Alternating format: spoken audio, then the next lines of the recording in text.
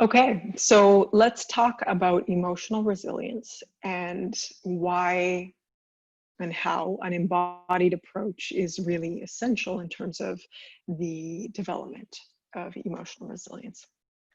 Okay, so we are at a time where we're seeing a lot of discussion about this idea of resilience, and we're seeing, in my experience, what I'm mostly seeing is discussion around what that looks like in terms of choices, in terms of actions.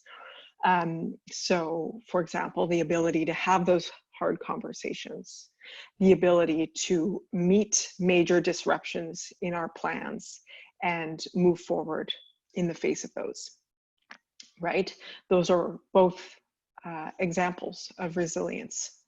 And what I want to talk about is zooming in on those moments of resilience a little bit more closely, because while it is wonderful to name the choices that we want to be making and the possibility for responding to stressors in our environment in a choiceful, life-affirming, optimistic sort of way, there's a very immediate reality that each of us faces in that moment of stress.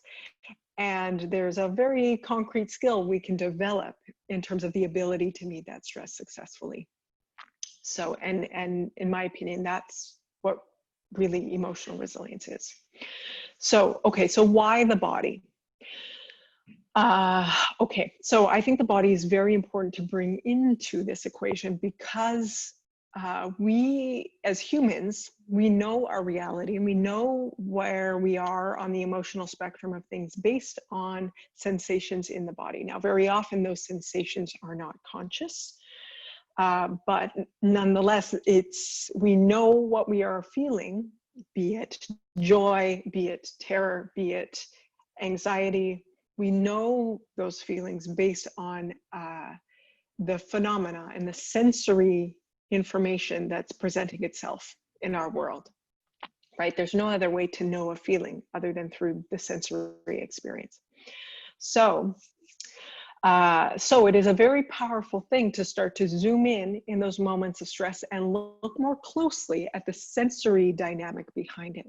And that is a powerful thing to do because as we start to do that and develop our skill to be present, not to the storyline, not even necessarily to the feeling, but to the sensory reality in that moment, things start to lose their, or have the ability to lose their categorization. It's a good thing here, to lose their categorization in terms of good and bad, and instead we can experience them more like degrees of intensity or like colors. I love this painting for exactly this, right? Like colors or qualities with no better and no worse, but just a range of intensity. And when we can be present to our reality, our in the moment experience with that degree of awareness, then we can meet stress in a way that that we no longer choose to try to avoid it, because otherwise our knee-jerk human reaction